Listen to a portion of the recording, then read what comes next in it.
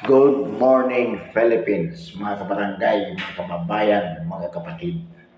Ngayon po ay araw ng Lunes, March 31, 2025. Palasak po sa social media ang tila lumalabas na hidwaan ng magkapatid na Marcos between Senator Jaime Marcos and the President himself.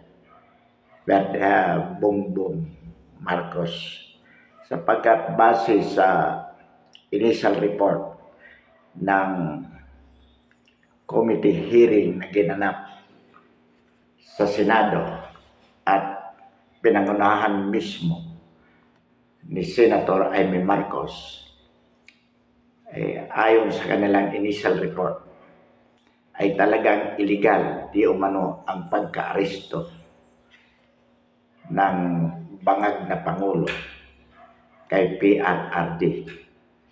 At ayon nga sa senadora, talagang hindi niya maatim ang ginawa ng kanyang kapatid, sapagkat sabi niya matanda na, 80-year-old, may sakit at pinaaresto, idineliver sa ICC. Gayong gumagana naman ang ating judicial system sa Pilipinas. Sabi niya, hindi naman siya tumututol na hatulan o litisin.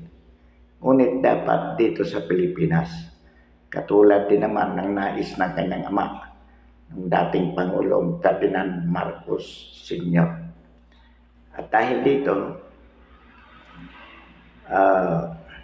nagkaroon ng hidwaan ang magkapatid kung kaya itong si Senador Jaime Marcos ay lumabas na o humiwalay sa alyansa ng Bagong Pilipinas na pinangungunahan ng kanyang kapatid. So, yan po ang nangyayari, mga kabarangay, mga kababayan, mga kapatid. Ngunit sa gana sa bahagi ng mga taga-suporta ni PRRD, itong mga sinasabi ni Senator Jaime Marcos ay hindi kapanipaniwala. Kumbaga, ang tingin ng mga DDS ay nais lamang ni Senadora Jaime Marcos na kumbaga lumundag sa palubog na barko na pinangungunahan ng kanyang kapatid at iligtas ang kanyang sarili upang makakuha ng simpatiya sa mga DDS supporters nang sa gayon, ayon sa kanila, ay matiyak ang kanyang panalo bilang senador ngayong 2025 senatorial election. Sa bahagi naman ng mga realista ng mga Marcos, itong ginagawa ni Jaime Marcos ay pagsira sa kanyang kapatid at sa Marcos family. Kung kaya nagagalit din itong mga supporters o mga loyalista ni BBM. At in the final analysis, ang haka-haka ngayon, and it appears na medyo valid naman itong ganitong opinion, na si Jaime Marcos ay hindi mananalo sapagkat sa kanyang ginawa, lumalabas that he lost the supporters of both the DDS and the Marcos loyalist. Kung kaya ang sinasabi ng karamihan ay sa basurahan ito papulutin ngayong May 2025 senatorial election. Yan po yung lumalabas ngayon ng mga theories dito sa ginagawa ni Jaime Marcos. Well, sa atin po naman,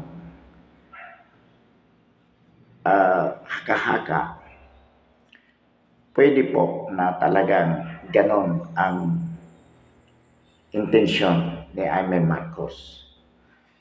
Kumbaga, iligtas ang kanyang sarili mula sa palubog na barko ng kanyang kapatid, dulot nga ng illegal na pagka-aresto kay PRRD, sapagkat napatunayan naman, lalo na nitong March 28 na kung saan milyon-milyon ang nagrally sa Pilipinas at maging sa iba't ibang bansa through the OFWs upang ipahayag ang kanilang suporta kay PRRD. So, si Jaime Marcos marahil ay talagang napag-isip-isip niya na talagang there is no other way to win this election except to express publicly her support to PRRD at the expense of her brother. With that, yun nga po, alagang ang suporta ng both camps ay mawawala sa kanya. Well, mga kabarangay, mga kababayan, mga kapatid, sa tingin po naman din natin, there is still a way for Jaime Marcos to do more and prove that she is really sincere with what she is saying. So ano po yan? Ano ang kailangan patunayan ni Senator Jaime Marcos nang sa gayon makuha niya ng tuluyan ang tiwala at suporta ng mga DDS?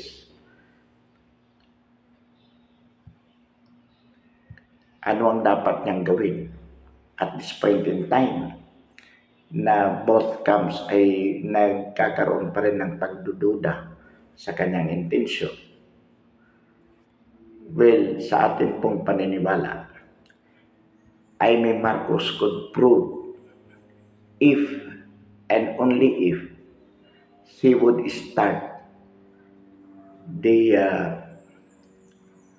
impeachment of her brother, or she would campaign sincerely for the ouster of her brother.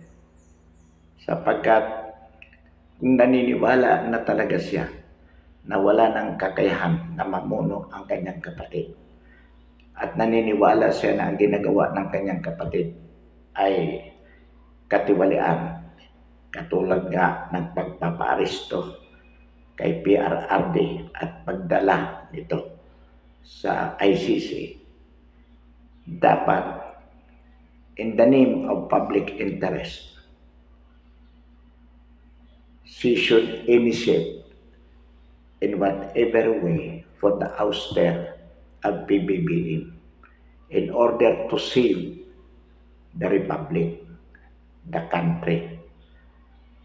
At dito po, makukuha ni Jaime Marcos ang genuine support ng mga DDS.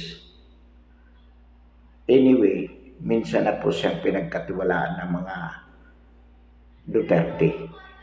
Katunayan, siya yung nag-engineer kung bakit tumakbo si Inday Sara as Vice President bilang katandem ni PBBM noong 2022 election. Sapagkat ayon nga sa mga balita, ang tunay naman talagang magkaibigan dito ay si Jaime Marcos at si Sara Duterte. So Jaime Marcos has a very good reason to oust her brother, sapagkat ang ginawa ng kanyang kapatid ay hindi naman tinupad nito ang kanyang commitment sa mga Duterte.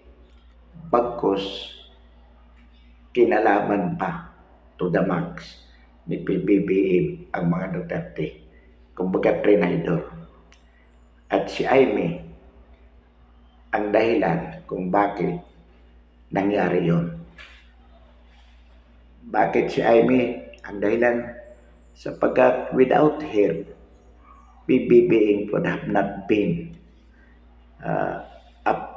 the President of the Republic of the Philippines. At alam naman po natin kung ano ang kondisyon dyan.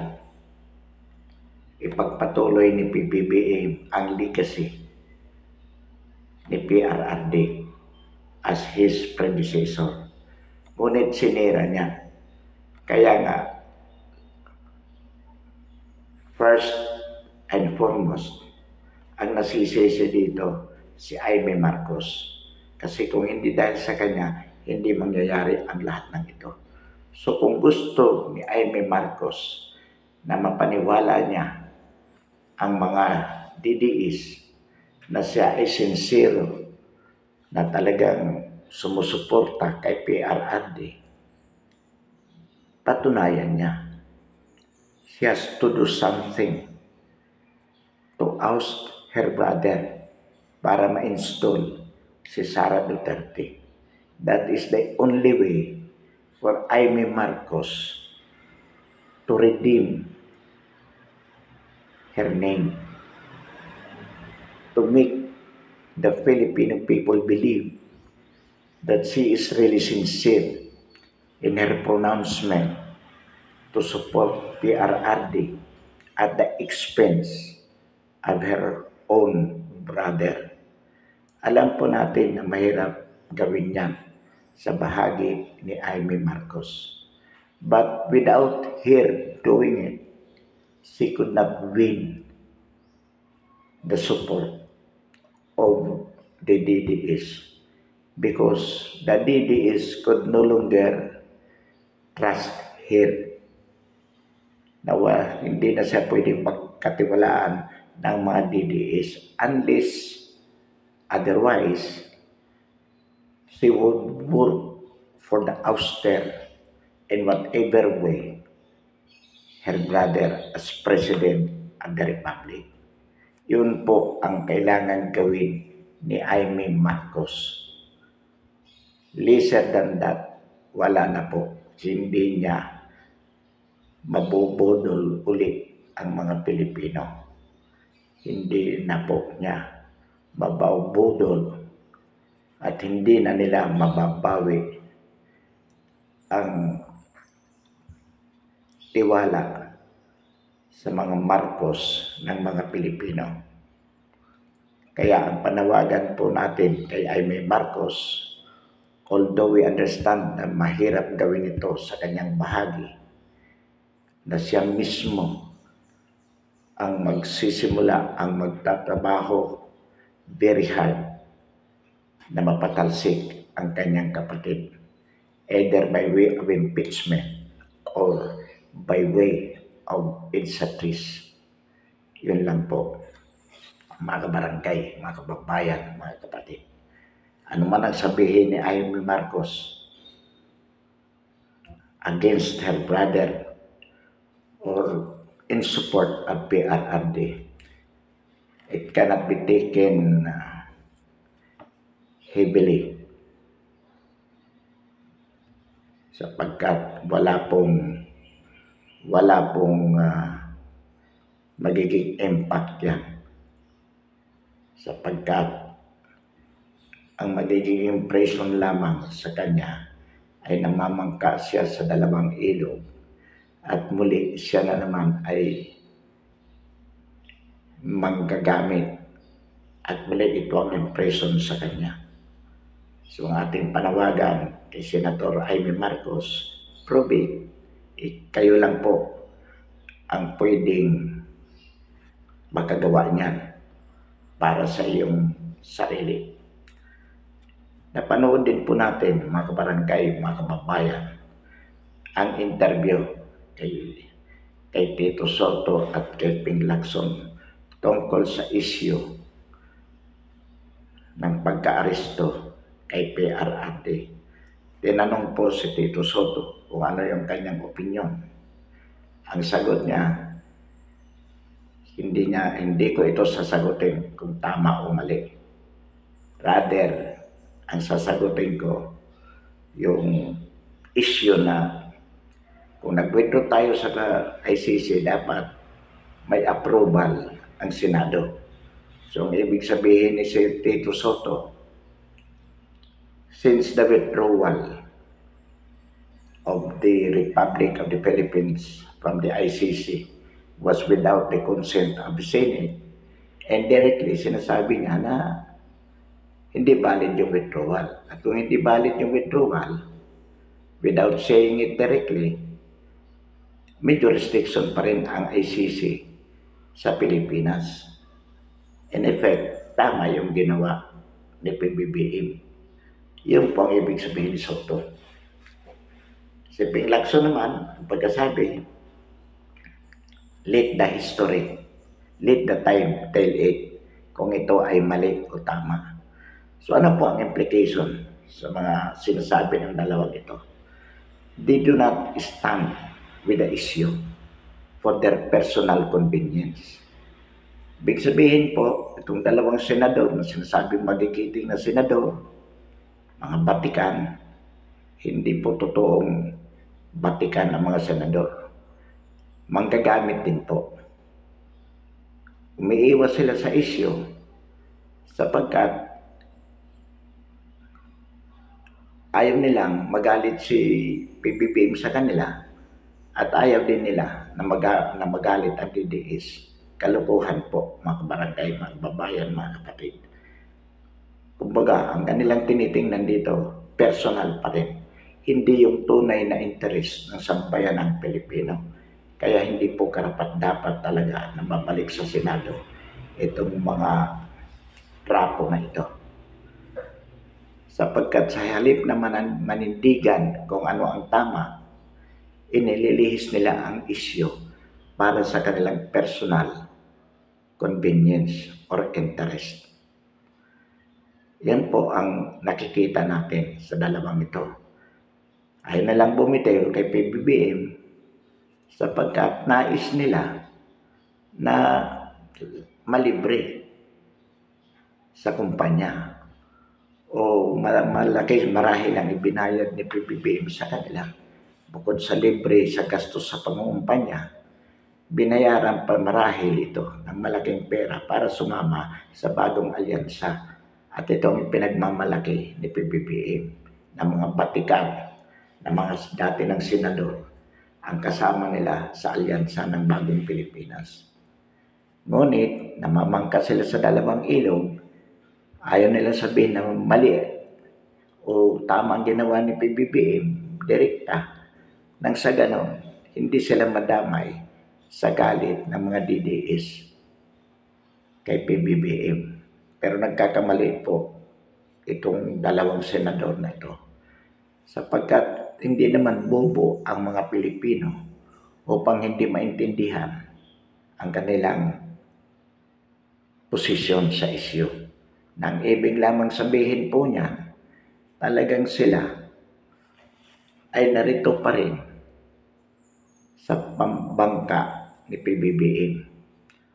Although lately may mga lumalabas pero hindi pa naman po opisyal na itong si Lacson ay bibitiw sapagkat mayroon ng mga haka-haka na bukod kay Amy Marcos na tahasan na nagsabi na bumibitiw na siya sa alyansa ng bagong Pilipinas, si Camille Villar, although hindi galing sa kanyang bibig, but by the pronouncement of her father, Manny Villar, and her mother, Cynthia Villar, and I think even Mark Villar, ay talagang sinasabi nila na mali ang ginawa ni PBBM na ipaaresto illegally si PRRD at i-deliver sa ICC.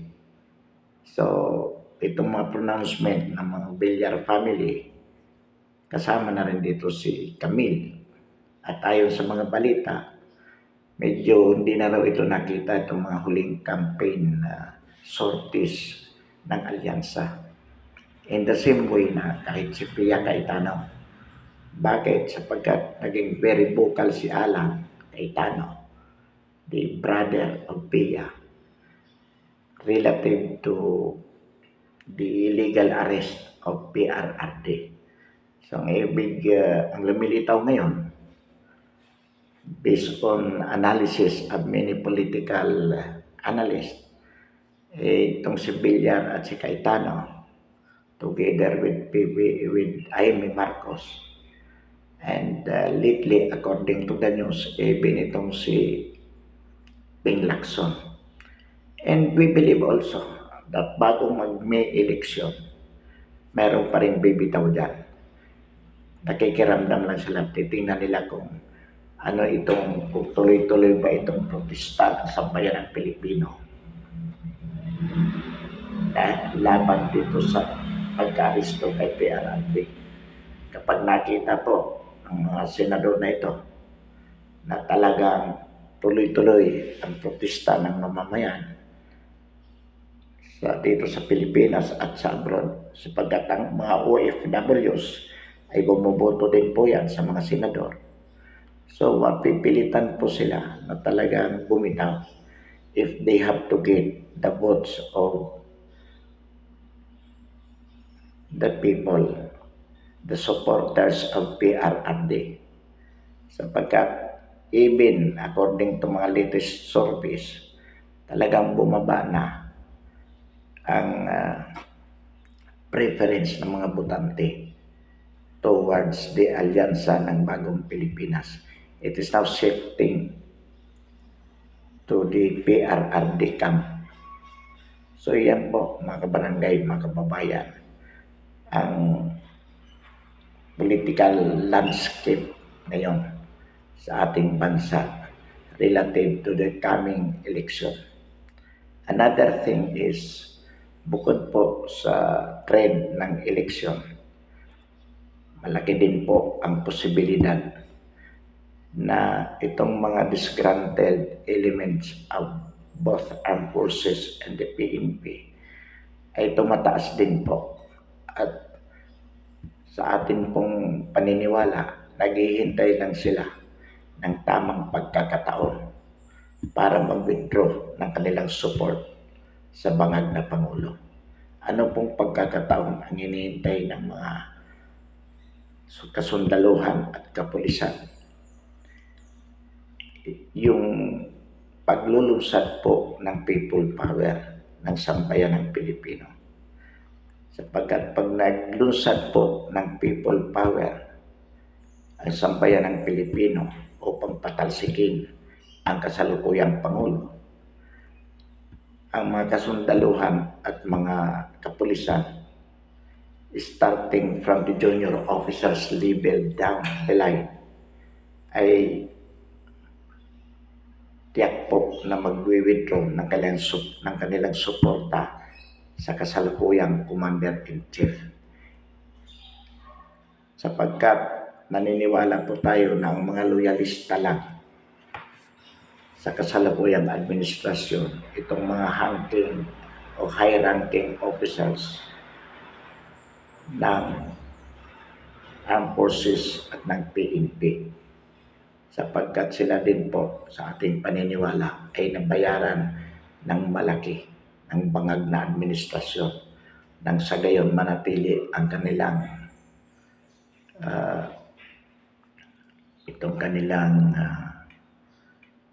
loyalty sa kasalukuyang administrasyon.